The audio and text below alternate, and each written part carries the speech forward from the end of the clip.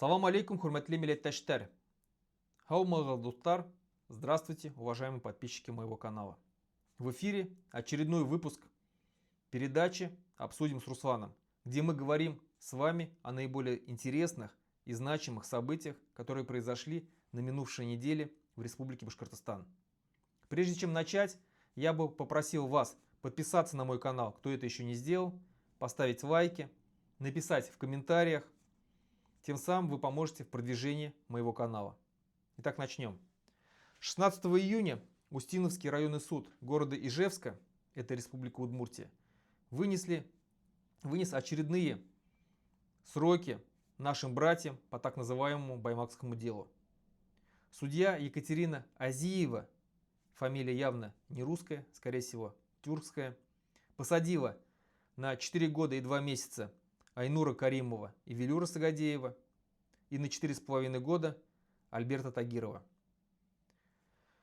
Таким образом, из более чем 80 задержанных по баймакским событиям, 49 человек уже получили реальные сроки от 4 до 8,5 лет. Все мы помним и не забываем, как начались эти события, что люди собрались поддержать своего земляка, общественного и национального деятеля Фаиля Алсынова. Мы помним, кто инициировал и спровоцировал уголовное дело против Фаиля Алсынова, кто писал на него донос в прокуратуру и Следственный комитет. Лицо и фамилия этого человека известно. Это Ради Хабиров, лично глава Республики Башкортостан. Мы не забыли, кто хватал, арестовывал, пытал и убивал наших жителей Республики Башкортостан в этих так называемых баймакских событиях. Мы не забываем Рифата Даутова, мы не забываем Минияра Байгускарова. И как бы ни пытались хабировские пропагандисты обелить и отмазать Радия Хабирова, мы знаем, что он виноват, и виновата путинская система, путинские карательные органы, такие как ФСБ и МВД, Следственный комитет и прокуратура. Вся эта система сажала и убивала наших башкир. Людей многих судят сегодня по таким статьям, как участие в массовых беспорядках, это 212 статья, часть 2 Уголовного кодекса Российской Федерации, и статья 318, часть 1, это применение насилия неопасного для жизни и здоровья в отношении представителей власти. На самом деле никакого ущерба, физического ущерба не было нанесено тем самым представителям власти, тем самым полицейским, ОМОНовцам, росгвардейцам. Абсолютно ничего. А вот многие жители Республики Башкортостан, которые там присутствовали, получили серьезные и тяжелые потом увечья и ранения. Многие семьи задержанных сегодня остались без кормильцев. У многих семей дети, малолетние дети. Так, например, у Айнура Каримова 3 малолетних детей осталось. У Велюра Сагадеева 3 малолетних детей осталось. У Альберта Тагирова 6 малолетних детей осталось. Я призываю вас, жители Республики Башкортостан, не забывать о наших братьях, не забывать о их семьях, помогать им по возможности. 100 рублей, 500 рублей, 1000 рублей, если вы перечислите этим семьям, от вас не убудет, а им будет большая помощь. Если нет возможности помочь финансово, вы всегда можете приехать к ним, поддержать добрым словом, помочь по хозяйству, скосить траву, сейчас как раз летняя пора, починить, возможно, крышу, подправить забор. И им будет помощь, и вам это будет большой сауаб. Давайте, братья и сестры, не забывать о наших земляках, о наших башкирах, о наших братьях, которые сейчас находятся в местах заключения, об их семьях не забывать. Бредемлекта көс башкортар, в единстве сила. Следующая новость, которую я хотел с вами обсудить, это непрекращающиеся попытки разграбления нашей Республики Башкортостан. В этот раз вновь Хайбулинский район. Компания ООО «Новопетровская», которая входит в состав горнодобывающей группы «Полиметалл», объявили о начале обсуждения проекта разработки еще одного золото-медно-цинкового месторождения. Мы помним, что уже несколько лет идет противостояние жителей села Подольского, где в земле под домами нашли тоже большие залежи меди. Сейчас этих жителей выселяют из своих домов, взамен не предлагают намного худшие условия, только из-за того, что в земле лежит медь, которую жадные олигархи хотят добывать. И вновь еще одно месторождение открыли. Вот это вот месторождение, оно находится в 30 километрах от райцентра Хайбулинского района, поселка Акьяр. В Хайбулинском районе и так уже многие десятки лет добывают медь, чем просто уничтожают природу. И вот сейчас очередное вот это месторождение, оно только добавит экологических бедствий району. В этом месторождении, которое вот сейчас пытаются разрабатывать, получили лицензию. Эта лицензия выдана была уже, оказывается, 1 ноября 2024 года. И будет она действовать до 2053 года. То есть лицензия уже получена. Так вот, там запасы варьируются примерно около 10,5 миллионов тонн медной руды. Я напомню, что в Абзелиловском районе тот хребет Кархтау, который хотят уничтожить ради той же самой медной руды, которую нашли там всего запасов миллион. А здесь 10,5 миллионов. Там за миллион хотят уничтожить целый хребет Кархтау. Представляете, что их ничего не остановит, конечно же, уничтожить и всю природу, всю землю Хайбулинского района. Хайбулинский район и так считается один из самых депрессивных и бедных районов Республики Башкортостан. Хоть там и добывается миллионами тонн меди, дороги там разбиты, не хватает школ, не хватает детских садов, многие села не газифицированы, нету роддома. Роженицы с Хайбулинского района вынуждены ехать 100 километров, чтобы рожать в город Сибай. То есть район явно депрессивный, но в земле лежат миллиарды долларов, которые просто тупо Москва выкачивает с нашей республики, с наших районов.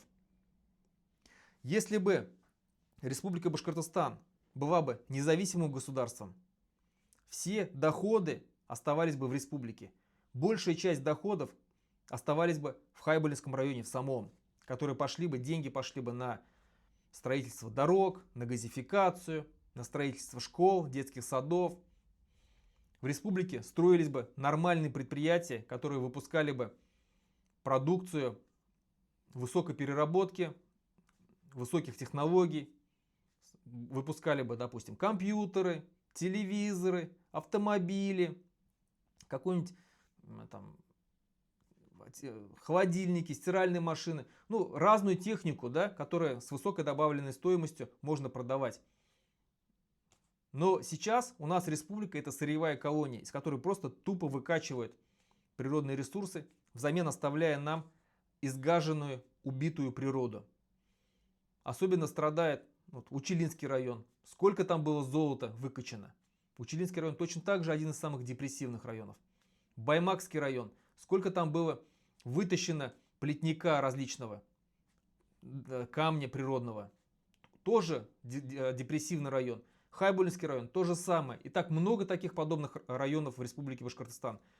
Ишимбайский район. Сколько нефти было выкачано. Сколько газа было выкачано из Республики Башкортостан. И что Республика Башкортостан имеет? Республика Башкортостан сегодня находится в середнячках, хотя когда-то был регионом-донором. Из Республики Башкортостан забирают мужиков на войну, где они умирают, и мы занимаем первое место по количеству убитых по России. Из Республики Башкортостан выкачивают природные ресурсы на миллиарды и миллиарды долларов. Просто, а куда деваются деньги? Республику Башкортостан загоняют в долги. Хабиров тратит деньги вообще непонятно на что. На строительство различных ненужных никому объектов, таких как там арки, такие как там дворцы, дворец спорта, вот этот дворец борьбы, да. Я понимаю, что спорт нужен, но в первую очередь нам нужны дороги, чтобы у нас была нормальная дорога, чтобы у нас не падали мосты, чтобы у нас была заменена вся система ЖКХ, все трубы, чтобы у нас была газификация в селах, чтобы у нас были школы, детские сады в деревнях, чтобы молодежь не уезжала, потому что идет сознательная политика по уничтожению деревни, по уничтожению села, чтобы на молодежь покидала села, деревни и переезжала в город. Городом легче управлять, а если в селе не будет жить народ, если там будут одни бабушки, дедушки, которые не активны, оттуда можно будет просто тупо выкачивать природные ресурсы, и никто не будет возмущаться. Вот это политика сегодняшней России. Следующая новость, она плавно, вот эта новость, которую я сказал про месторождение, очередное, которое они уже не пытаются, а будут пытаться разрабатывать. Что я хочу сказать вообще вот в итоге? Я хочу сказать, что нам, жителям Республики Башкортостан, нужно максимально стараться не давать разрешения на выработку наших природных ресурсов, на уничтожение нашей природы. Максимально сопротивляться, устраивать пикеты одиночные, сходы, заваливать жалобами в прокуратуру, в Следственный комитет, Роспотребнадзор, максимально тянуть время. Рано или поздно этот режим рухнет. И тогда Республика Башкортостан, когда станет независимым государством, мы будем сами хозяева на своей земле. Мы сами будем распоряжаться нашими природными ресурсами. Никакие олигархи со стороны, москвичи не придут к нам, чтобы выкачивать наши природные ресурсы и убивать нашу природу. Следующая новость, она как раз плавно переходит в то, что по данным интернет-портала Башмедиа, госдолг Республики Башкортостан за месяц увеличился на 24,3 миллиона рублей. За месяц. И тем самым достиг 67 миллиардов рублей.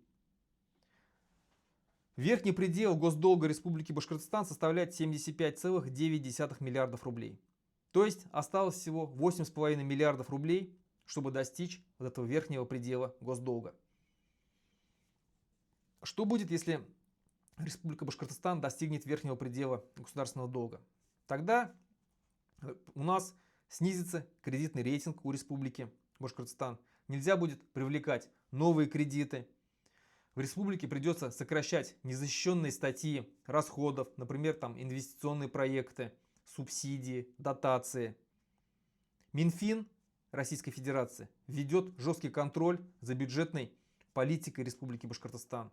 То есть мы уже будем не самостоятельная республика, которая сама распоряжается своими финансами, а мы будем подконтрольной территорией, которая будет напрямую управляться из Москвы. И это все делает Ради Хабиров. Потому что Ради Хабиров за 7 лет своего правления набрал долгов у Республики Башкортостан больше, чем Рахимов и Хамитов за 28 лет вместе взятые. Хабиров за 7 лет набрал больше долгов, загнал Республику Башкортостан в долги больше, чем Рахимов и Хамитов вместе взятые. Куда уходят деньги? Вот, как я уже до этого говорил, на различные арки, на памятники. Вот на памятник Шаймуратову ушел больше миллиарда рублей. На различные поездки. Вот постоянно каждый год наша Республика Башкортостан участвует в Санкт-Петербургском международном экономическом форуме. Так вот там стенды, которые они там устанавливают, стоят миллиард. Тратят миллиарды рублей только на вот эти стенды. Подписывают какие-то там договора, какие-то там контракты. Но никаких инвестиций в республику нету, не идут. Максимум, кто к нам в республику идет, это вот эти горнодобывающие, золотодобывающие компании, которые выкачивают тупо из нашей земли богатство наше. На дворец вот этой борьбы, который построили в Уфе, ушло 6,5 миллиардов рублей. Огромные деньги. А жители наши живут очень бедно. 500 тысяч жителей нашей республики сегодня не могут выехать за пределы страны, потому что их просто не выпускают из-за долгов. Это не только алименщики, это не только у кого задолженности по кредитам. Это и штрафы. Это и те, у кого задолженности по ЖКХ. 500 тысяч человек. Это каждый 8-й житель Республики Башкортостан. 317 тысяч жителей Республики Башкортостан живут за чертой бедности. То есть у них доход ниже прожиточного минимума. Прожиточный минимум установлен в Российской Федерации на 2025 год 16 600 рублей. То есть вот эти 317 тысяч жителей Республики Башкортостан, не 3 тысячи, не 30 тысяч, а 317 тысяч жителей Республики Башкортостан получают доход меньше, чем 16 600. Это что? Это деньги, что ли? Заплати за коммуналку, купи продуктов, купи лекарства и все. Даже на это не хватит. И вот нас загоняет. А почему так происходит? Почему мы такие богатые, у нас такие огромные количество запасов газа, нефти, золота, меди и многих других природных ресурсов, хорошая сильная промышленность. Почему мы так бедно живем? А потому что мы сырьевая колония, мы сырьевой придаток. Потому что нас не собираются развивать, экономически развивать не собираются. Из нас просто выкачивают и природные ресурсы, и людские ресурсы, и еще отправляют воевать и умирать за вот эти тупые бредни Путина. Вот. Для сравнения, наша Республика Башкортостан, как я сказал, очень богата. Для сравнения возьмем, есть множество стран, которые не имеют таких природных ресурсов.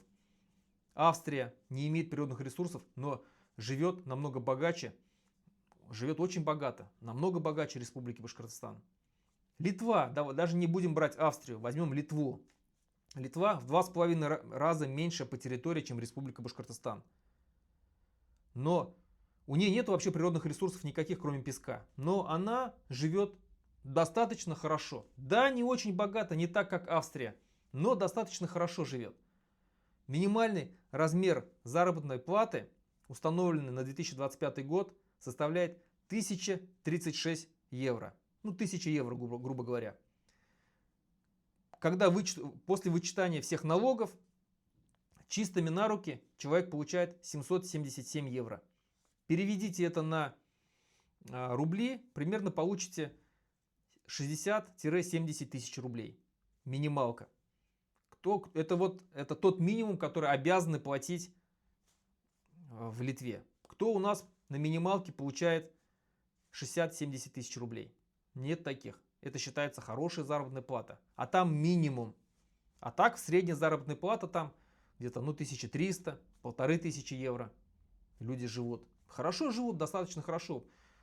И на продукты хватает, и ЖКХ оплатить, коммуналку оплатить хватает. И съездить в Европу где-то на выходные хватает денег. Живут себе нормально. А почему? Потому что они сами управляют своей экономикой, своей политикой. Они сами выстраивают отношения, с кем им дружить, с кем не дружить.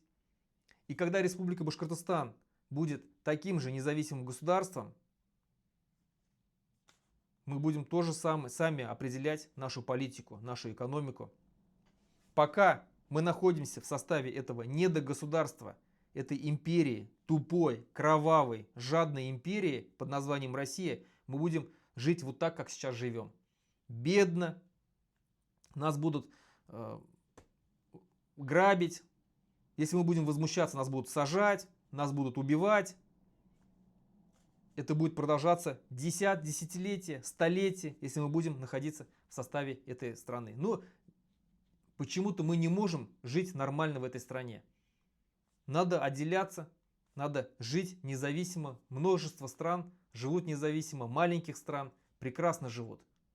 Давайте и мы тоже будем работать над тем, чтобы воспользоваться моментом, когда режим ослабнет российский, а он рано или поздно ослабнет, и Республика Башкортостан воспользуется шансом, воспользуется вот этим окном возможностей для того, чтобы отделиться, стать независимым государством. И я уверен, что очень быстро мы станем развитой, демократически развитой, экономически развитой, богатой страной. На этом все. Хау булот, хурматлы милләттәшләр. До новых встреч. До следующей недели.